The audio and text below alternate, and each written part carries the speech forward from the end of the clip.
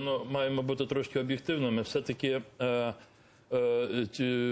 низка відомств, структур українських, вони відреагували. Я, зокрема, назову прокуратуру Автономної Республіки Крим, яка дала дуже чітке попередження тим людям, які у процесі виборчого, незаконного виборчого процесу переступають законодавство України.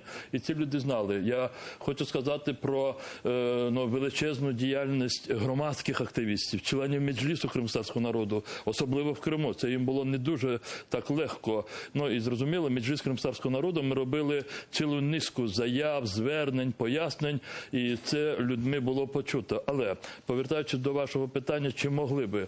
Слухайте, давайте все знову ж не навішувати на власну державу. На нашу державу є що навішувати. Це більше, можливо, такі серйозні речі.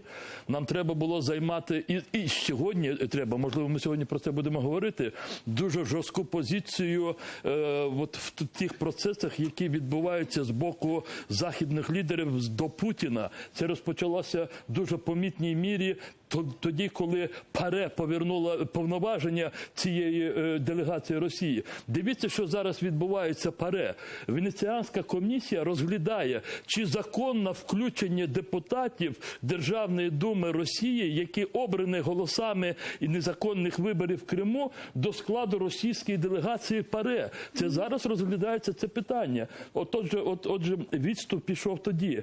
І він може продовжитися, скажімо, найближче це або в цьому місяці, як наполягає президент України, або в жовтні, як наполягає Путін, це нормандська четвірка, зустріч. І якщо там ми не вийдемо з якоюсь такою дуже жорсткою і підтриманою нашими західними лідерами формулою, у нас буде ще багато ситуацій, на які ми тоді взагалі не зможемо якимсь чином впливати. Отже, неможливість вплиття на ці вибори – це є наслідок багатьох попередніх дій. Я це хотів сказати.